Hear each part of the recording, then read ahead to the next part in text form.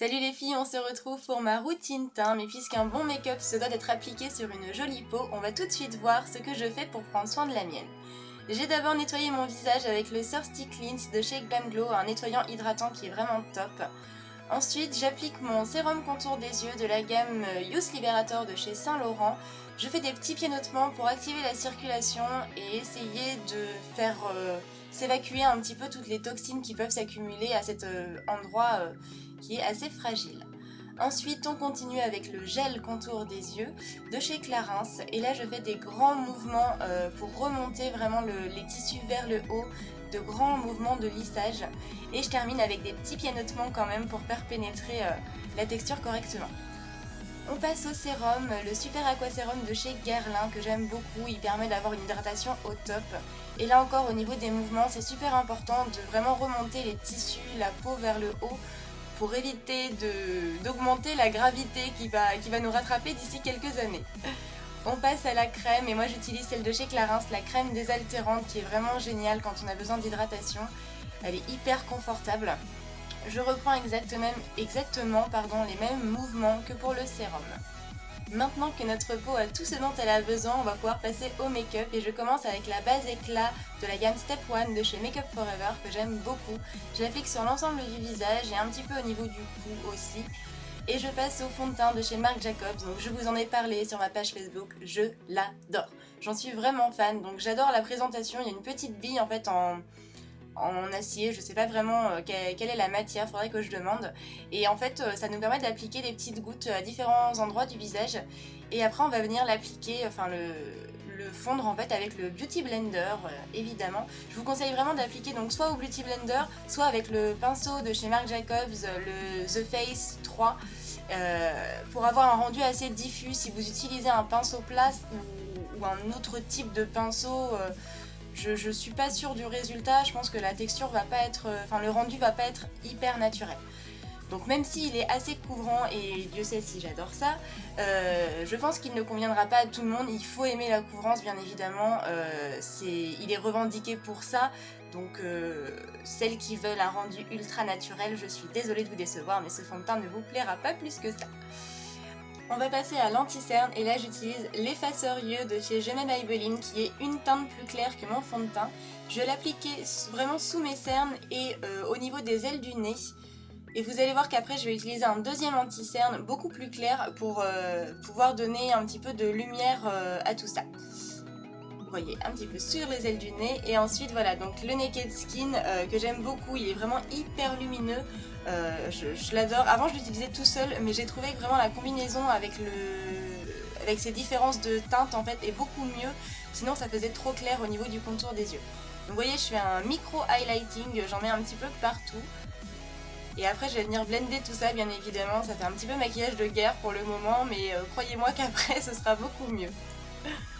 Voilà, donc je dégaine le Beauty Blender et c'est parti pour le blendage justement. On y va, on n'hésite pas, il va falloir blender tout ça.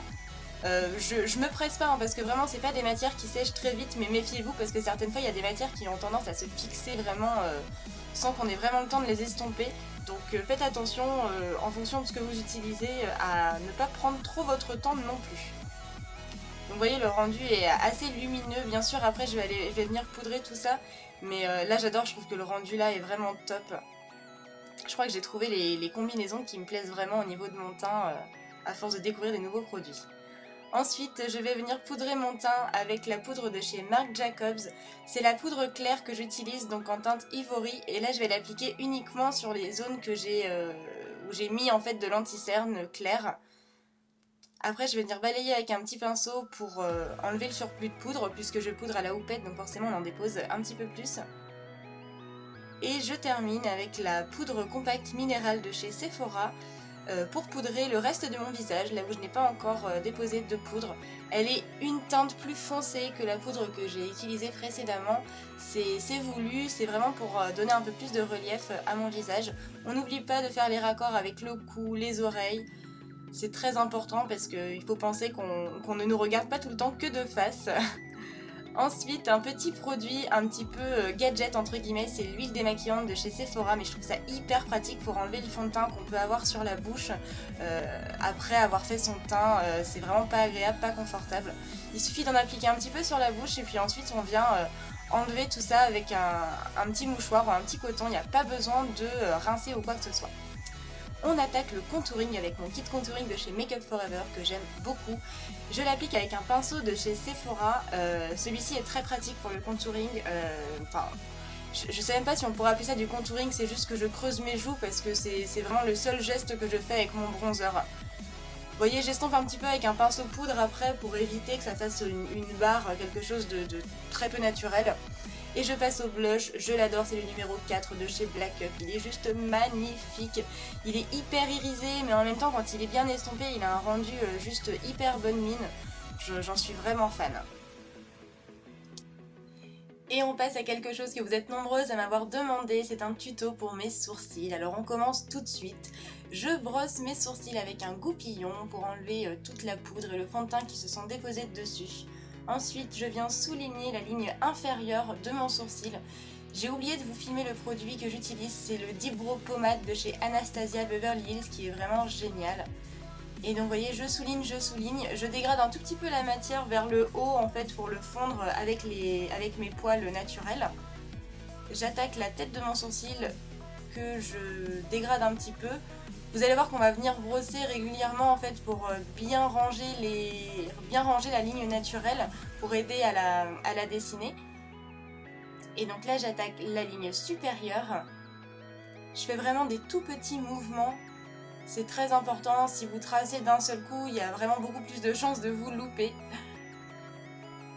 Je fignole beaucoup pour mes sourcils, vous voyez, c'est vraiment très important. On brosse et on va attaquer tout de suite donc la queue du sourcil, vraiment l'arc.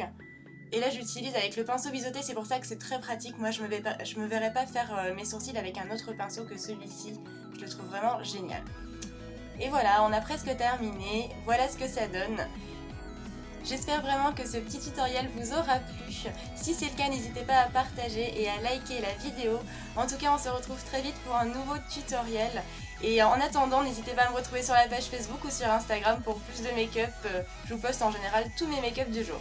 Allez, je vous fais des bisous et je vous dis à bientôt. Bye!